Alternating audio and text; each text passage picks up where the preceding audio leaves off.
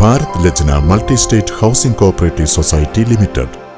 സംസ്ഥാനത്തെ ജനങ്ങളെ 10 വർഷം പീഡിപ്പിച്ചതിന് പലിശ സഹിതം ജനങ്ങൾ നൽകിയതാണ് ഇടതുപക്ഷത്തിന്റെ പരാജയമെന്ന് പാണക്കാട് സാദിഖ് അലി ശിഹാബ് തങ്ങൾ.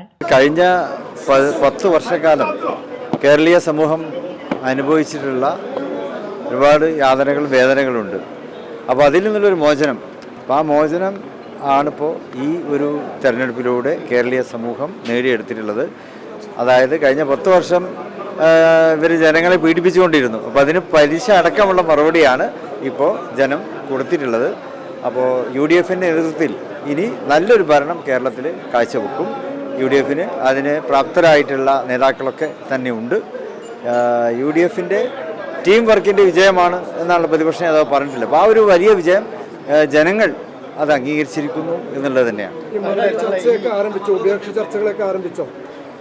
ഉപേക്ഷ അത് ഗൗരവമായിട്ട് ആലോചിച്ചിട്ടില്ല. അതിപ്പോൾ മുഖ്യമന്ത്രി സ്ഥാനത്തേക്കുള്ള ആളൊക്കെ വന്നതിൻ്റെ ശേഷമായിരിക്കും ആരെല്ലാമാണ് മന്ത്രിമാരാവുക എന്നുള്ള ആ ഒരു ഗൗരവതരമായിട്ടുള്ള ചർച്ചയിലേക്ക് വരിക. മുഖ്യമന്ത്രിക്കൊപ്പം ഒപ്പം ലീഗിന് ഉപമുഖ്യമന്ത്രി എന്നുള്ള പദവിയൊക്കെ ചർച്ചയാവുമോ? അതൊരിക്കലും ഞങ്ങൾ നേരത്തെ തന്നെ അവകാശം ഉന്നയിച്ചിട്ടില്ലല്ലോ. നല്ലൊരു മന്ത്രിസഭ വരണം. ലീഗിനെ അർഹിക്കുന്ന തരത്തിലുള്ള ഒരു പ്രാതിനിധ്യം മന്ത്രിസഭയിൽ ഉണ്ടാകും എന്ന് തന്നെയാണ് ഞങ്ങൾ വിശ്വസിക്കുന്നത്. മുഖ്യമന്ത്രി തീരുമാനത്തിന് ശേഷം ഉഭയകക്ഷി ചർച്ചയും മന്ത്രിമാർ ആരെന്ന ചർച്ചയും ആരംഭിക്കും. ഉപമുഖ്യമന്ത്രി എന്ന ആവശ്യം ലീഗ് ഒരു ഘട്ടത്തിലും ഉന്നയിച്ചിട്ടില്ല. ലീഗിന് അർഹമായ പ്രാതിനിധ്യത്തോടെ മന്ത്രിസഭയുണ്ടാകും.